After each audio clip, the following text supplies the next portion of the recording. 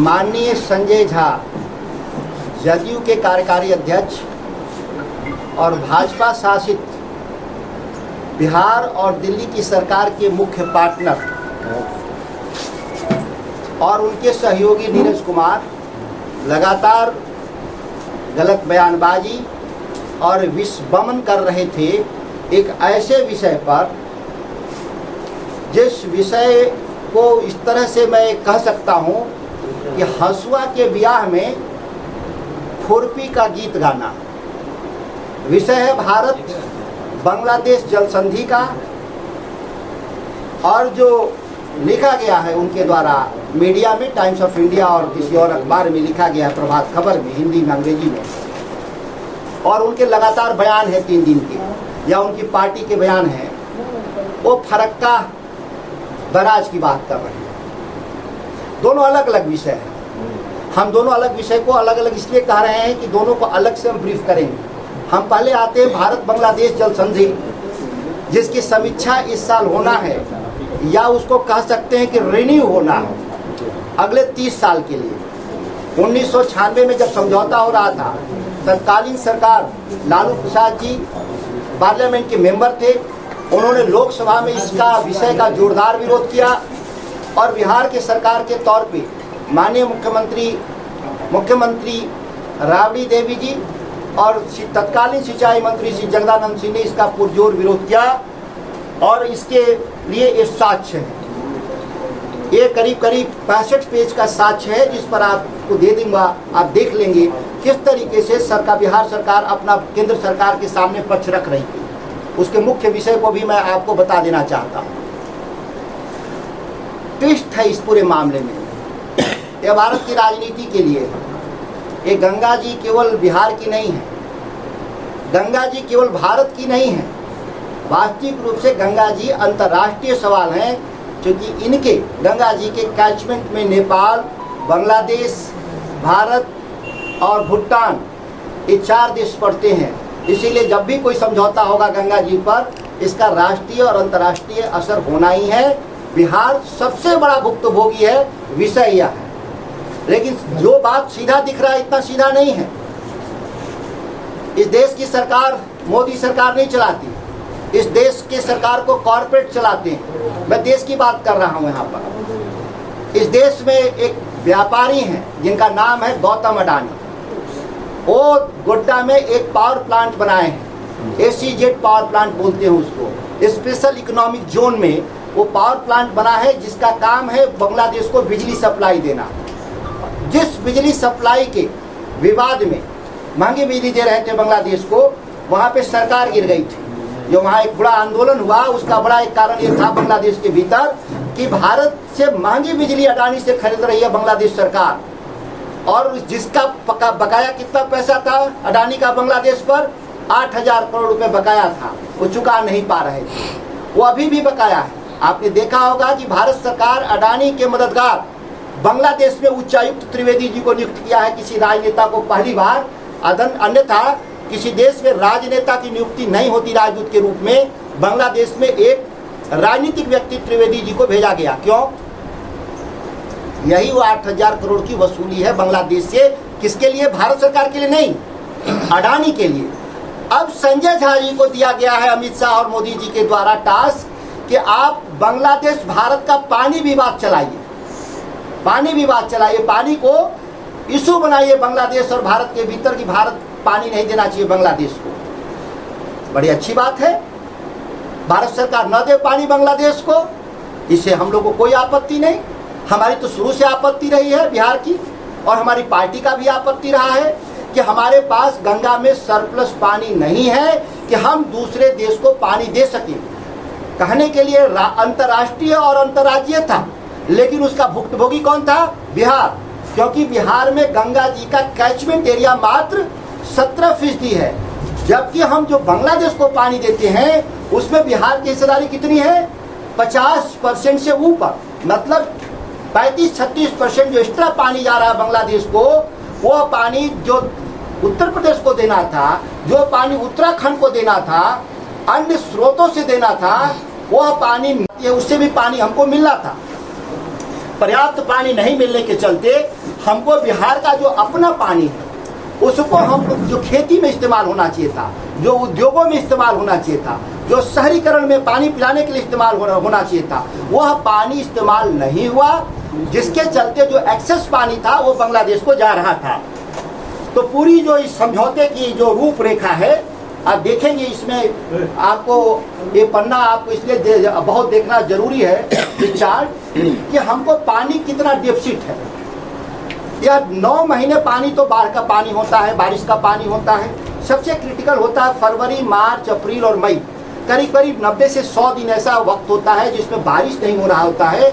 और जो हमारा ग्लेशियर है, जो नेपाल के हायर साइड में एवरेस्ट जहाँ से पानी आता है हमको, वो पानी इसलिए नहीं आ पाता कि ठंड के चलते ग्लेशियर नहीं पिघलता है, तो उसको बोलते हैं लीन पीरियड, जो सबसे कम पानी का हमारी गंगा में। तो जो यहाँ पे देखेंगे महीने में कितना लॉसेज है, वो 191 क्यूमेक्स अप्रैल में है, 487 क्यूमेक्स मार्च में है, और फरवरी में 330 क्यूमेक्स पानी हमको कम उपलब्ध है उस समझौते के मुताबिक, जो समझौता को बांग्लादेश को फुलफिल करना था। तो मामला कहाँ है? मैंने कहा कि हसुआ के ब्याह में खुरपी का गीत गाया जा रहा है। यहाँ पे भारत बांग्लादेश में पानी के बंटवारे के खिलाफ कोई बात नहीं हो रही। बहुत विद्वान साथी हैं संजय झा जी, भारत सरकार के सहयोगी हैं। आखिर किससे वो मांग कर रहे हैं कि समझौता नहीं होना चाहिए? जिस समझौता को खुद ही उन्हीं को करना है भारत सरकार के तौर पे। बिहार में भी उनकी सरकार और दिल्ली में भी उनकी सरकार, तो मांग किससे कर रहे हैं? विपक्ष से। तो विपक्ष तैयार है समझौता न हो। आप कहें तो सर्वदलीय सांसदों का जो 56 हम सांसद है बिहार का, आप प्रधानमंत्री से टाइम लीजिए, हम लोग सब लोग चलते हैं वहां पे बात करने के लिए कि भारत बांग्लादेश पानी का समझौता नहीं होना चाहिए। जरूरत हो तो बिहार के 243 एमएलए और 75 जो एमएलसी है उनको भी हम लोग लेके चलेंगे साथ में, लेकिन नहीं लेके जाएंगे, सर्वदलीय बैठक नहीं बुलाएंगे, अखबार में बयान देंगे, टीवी चैनल पे बयान देंगे, न्यूज एजेंसी को बयान देंगे, लेकिन बिहार के राजनीतिक दलों से सहमति हासिल नहीं करेंगे।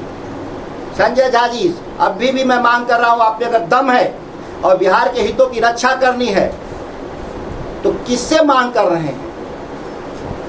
अगर लगता है कि देश के प्रधानमंत्री आपकी बात नहीं सुन रहे हैं तो क्या सरकार से समर्थन वापस करेंगे? तो पूछना होगा, मीडिया के जरिए मैं पूछना चाहता हूं कि क्या बांग्लादेश भारत के समझौते जिसके खिलाफ हैं, अगर वो नहीं समझौता हो गया तो भारत सरकार से समर्थन वापस लेंगे, और नहीं समझौता वापस लेंगे, समर्थन वापस लेंगे, तो चलिए हम लोग सब लोग मिलकर के प्रधानमंत्री जी से मिलते हैं और बिहार के हितों की रक्षा की बात करते हैं। सवाल आ जाइए दूसरा इसमें। अब आते हैं फरक्का पर। चलिए आप देखे होंगे हेडिंग्स जितने हैं,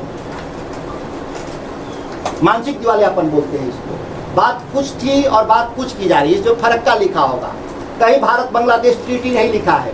इस ट्रीटी का नाम है भारत बांग्लादेश ट्रीटी, गंगा पानी, और इनके देखेंगे तो फरक्का लिख रहे हैं। ये फरक्का क्या है ये जानना बहुत जरूरी है बिहार के लोगों को। ये है भारत बांग्लादेश बॉर्डर पर, जहां पानी को बैरिकेड करते हैं। हम बैरिकेड करते हैं किस पर्पज से? कि हमारी मर्जी जितना हम बांग्लादेश को पानी दें या न दें। अगर वो हटा देंगे तो कैसे पानी रुकेगा? अगर हम गंगा पे फरक्का को हटा दें तो पानी जो हम कंट्रोल कर रहे हैं, अपने हिस्से का पानी यूज जो कर रहे हैं, हमारा यूज भी खत्म हो जाएगा, और जो पानी बांग्लादेश को नहीं देने की इच्छा थी वो पानी 2 गुना रफ्तार से बांग्लादेश में जाने लगेगा। बड़ा अद्भुत बात है। कौन ऐसा कालिदास बने हैं जिस डाल को बैठ कर के खुद काट रहे हैं? ये नए कालिदास लोग हैं। फरक्का बैराज का महत्व भारत में वही है जो दुनिया में स्वेज नहर का है, जिसको पनामा नहर कहते हैं। क्या करता है पनामा नहर? 2 समुद्र को जोड़ता है। वो नहर बनाई गई थी किस लिए? 2 समुद्र को जोड़ने के लिए कि डिस्टेंस कम हो जाएगा और इससे दुनिया का व्यापार बढ़ेगा। क्या बनाया गया था? नहर बनाया गया था। फरक्का भी भारत की स्वेज नहर के समान है, जहां से हम 40,000 क्यूसेक पानी हम हुगली नदी में ले जाते हैं, जिस हुगली नदी पर कलकत्ता पोर्ट है और इसके बाद उसका हल्दिया पोर्ट है। हल्दिया और कलकत्ता पोर्ट पे पानी की रेगुलर सप्लाई के लिए उसके ड्राफ्ट को, जिसको कहते हैं गहराई को पूरा मेंटेन करने के लिए जितना पानी की जरूरत है, ये फरक्का के जरिए कब बना था? ये 1961 में। ये समझौता कब हुआ? 1996 में। तो 1961 में जब फरक्का बना तो उस समय हमारा बिहार का स्टेट क्या था? स्वाभाविक था कि बिहार को उससे फायदा था। मैं पहली बार कह रहा हूं मीडिया के सामने, इस राज्य के भीतर, यह मेरी व्यक्तिगत राय भी हो सकती है, यह बिहार के लिए इसलिए फायदेमंद है कि बिहार को गेटवे ऑफ सी कहते हैं इसको। हमको समुद्री मार्ग प्रोवाइड करता है फरक्का के जरिए। गंगा में जब हम पानी को एशियन इसको बोलते हैं नौ परिवहन मार्ग 1, नौ परिवहन मार्ग 1 कहाँ से शुरू होता है? हल्दिया से इलाहाबाद। ये भारत का इनलैंड वाटर के रूप में, भारत के भीतर पहला इनलैंड वाटर का जो हमारा रूट है, हल्दिया कलकत्ता उसको बोलते हैं।